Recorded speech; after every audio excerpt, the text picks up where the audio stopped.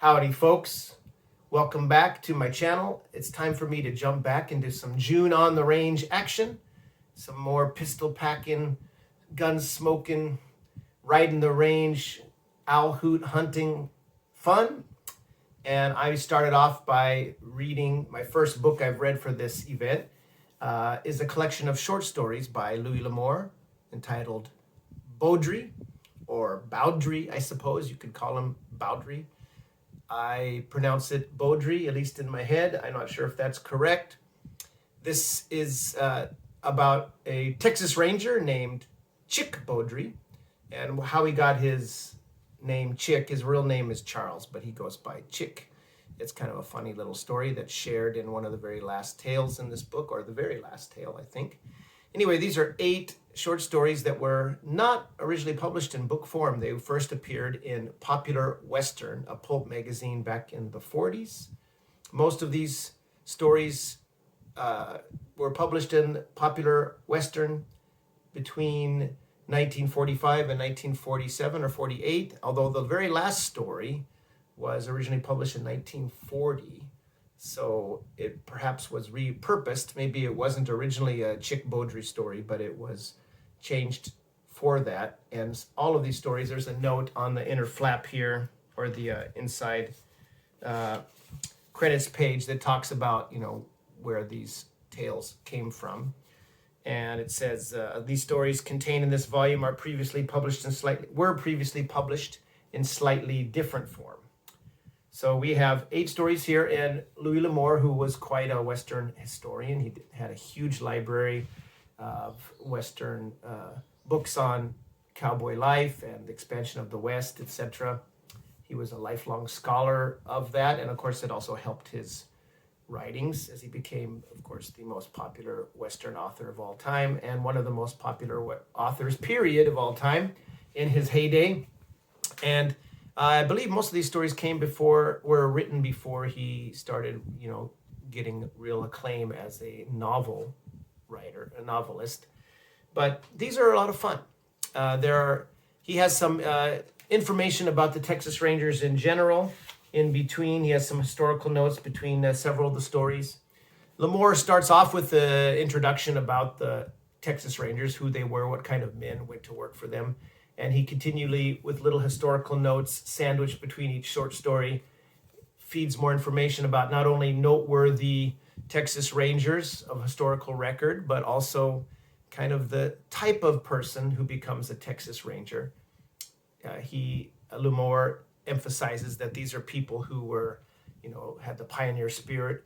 They were used to being out in the wilderness by themselves or with family, often fending off against Indian attacks and cattle rustlers, and learned to shoot at an early age, and then found themselves working in the Rangers. Now, the Rangers were a particularly tough group of men, and they would often be working alone quite often, and Chick Bowdrie does. Now, we eventually learn through these various tales some backstory about Chick's life. Bowdrie's life is teased out.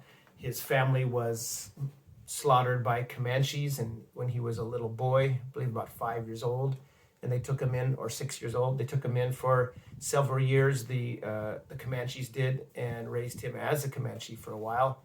And then he eventually he was rescued, or found his way anyway, getting away from the Indians, and was taken in by a Swiss family, and they adopted him, raised him. He learned some French and German from them.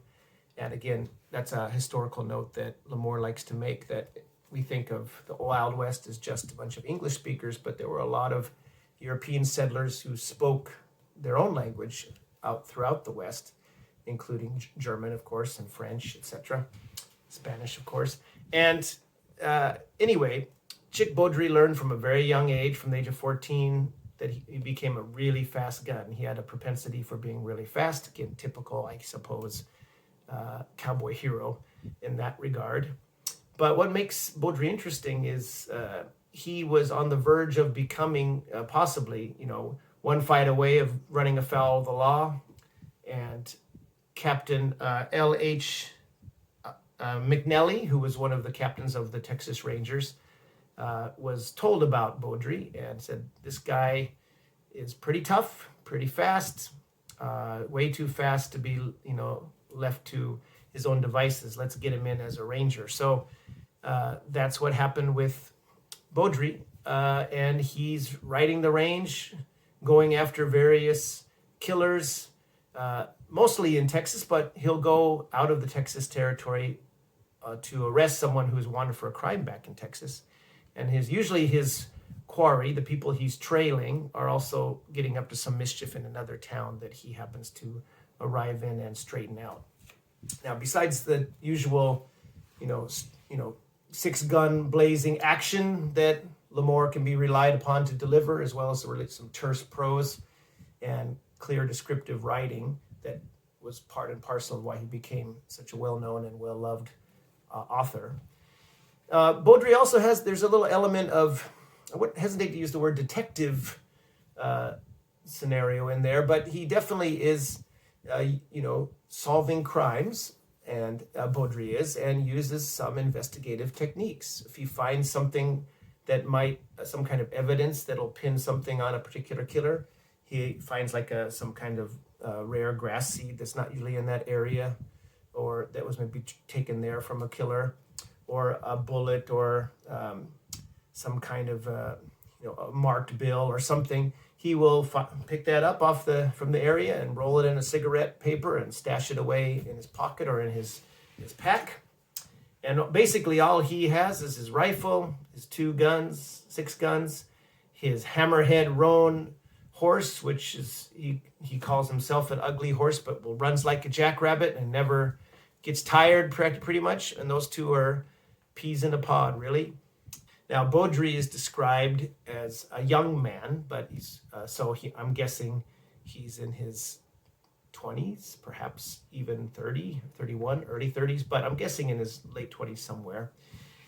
But he's a hard customer when he needs to be. Again, very kind and friendly to innocent people, but he is not going to take any guff from any bad guy, any owl hoot or outlaw, and he is ready and willing to throw down. So he's described as having a kind of dark, hawk-like, Apache-like face.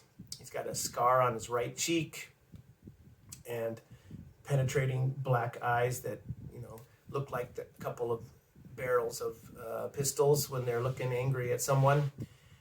There's always a pretty rancher's daughter, or someone's daughter or sister involved in these stories, and a couple of them find Bowdrie quite handsome, but he's pretty much aw shucks about it. He's doesn't really feel comfortable doing any of that kind of stuff. He's just he's just gets back up on his horse and rides off to the next adventure. He sometimes contemplates what it might be like to settle down, but then he and his horse both kind of get a restless twitch, and it's time to move on. But these stories are all pretty uniformly good.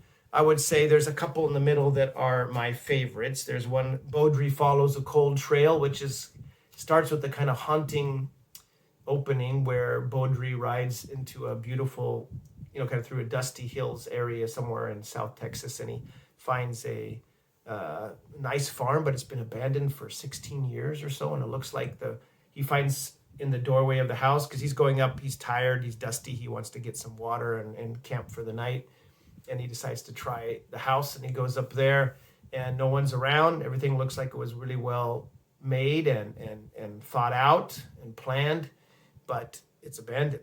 And he goes in and he finds the corpse, the long desiccated skeleton of a man who he finds out was the owner of the house and had built it for the woman he loved, and had brought her out with their young daughter.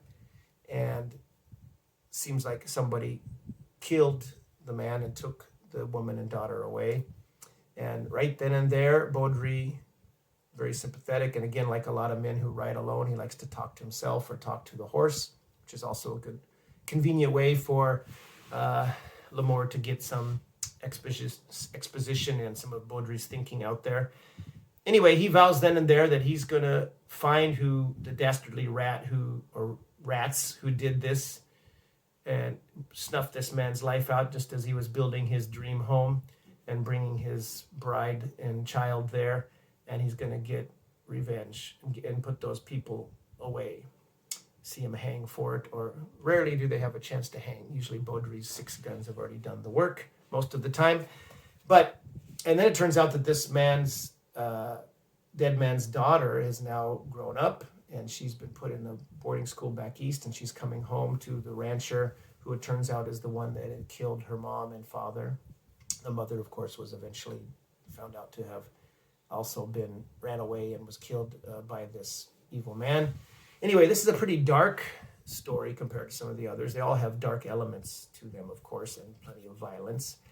But this one is has a bit of a haunting cold case crime involved with it, and it's very well done. And of course, Bowdrie sees justice is served. And there's a poetic little element or gimmick that happens that kind of leads to the killer's death, that relates to a clue that Bowdrie found earlier in the story. It's quite a deft little touch that L'Amour puts in there. Another story I really liked was the next one in the book, Bowdrie Passes Through, where he gets involved in a actual court case for a little bit. He helps out a man who's falsely accused of poisoning neighboring rancher's mare, and is put in jail for that, and because the neighboring rancher really wants to get his hands on that man's, the accused person's ranch. And the accused man has a young boy and about a 16-year-old daughter that are being molested by the neighbor rancher's men, or trying to be anyway. They tried to put the squeeze on him and move him off the property, but Bowdrie arrives just in time to put a stop to that, and then collects some crucial evidence from the scene where the mare died, and ends up going into court and getting the case dismissed and taking on the real criminals as usual. So, again, fairly standard Western plots, I guess, and some of them are maybe a little overcrowded with characters, especially in the early going. But the stories get stronger and stronger. By the third or fourth story, they're getting quite good, and obviously L'Amour is probably, really learning his craft at this stage, and they're long enough that they can have a pretty involved plot. I'd say they average about 20 plus pages in length, 22 pages in length each or so, and get a pretty good tale going there. And I enjoyed these quite a bit. Now, just as a note, there were several Bowdrie radio, or I guess dramatizations, audio adaptations with full cast audios that I remember hearing back in the 80s maybe, and they were recorded. I'll check later and put it up on screen if I can't quite remember, but they were really good, and had quite a lot of people who enjoyed them. I remember that. I've always been a fan of audio drama. I don't listen to a lot of it these days, but I really liked it a lot as a teenager, and occasionally still do enjoy it these days. Those are highly worth seeking out if you can find them.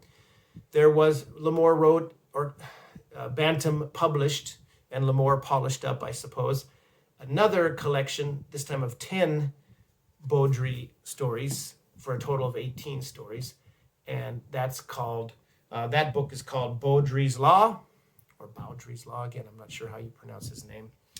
And that was published by Bantam in 1984. And I don't have that one in my collection, but I'll be looking for it. So there were a total of 18 stories written about Chick Bowdrie. The last one was published. The first one, was A Job for a Ranger, appeared in the December 1946 issue of Popular Western magazine.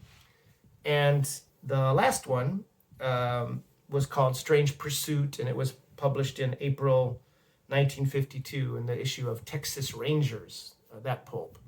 So again, some pulp beginnings towards the end of the pulp era, of course, but LouisL'Amour got, cut his chops on those kind of pulps, writing very short stories there before he broke into the novel market and made it super big. Anyway, Can't have a June on the Range without some LouisL'Amour. He's the most well-known Western author. Although, of course, he didn't only write Westerns. He wrote some boxing stories, mystery stories, jungle adventure tales, which are quite fun as also.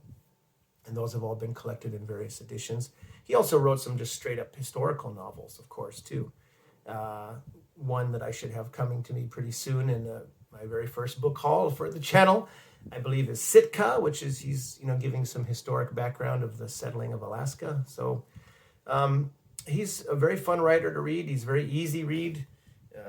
He's by no means simple in his sentence construction, etc. I mean, I think he's a skilled writer, gets his stories across with a minimum of fuss, but still plenty of good descriptive prose. And so if you like that kind of thing, I recommend Bowdrie by LouisL'Amour. So I'll be checking out some more Westerns here pretty soon. I'm hoping to maybe get to my first ever read of a Zane Grey novel. I'm looking at Nevada. I have a lot of things on the go, as well as I'm slowly working my way through the Men's Adventure Quarterly Wild West issue that I profiled earlier this month. That's a lot of fun too. And I'll hopefully be able to talk a bit about the stories in that in a later video this month, plus some other goodies I hope to get to. Anyway, thanks for watching. Enjoy your Western reading or otherwise this month, and I'll see you in the next video.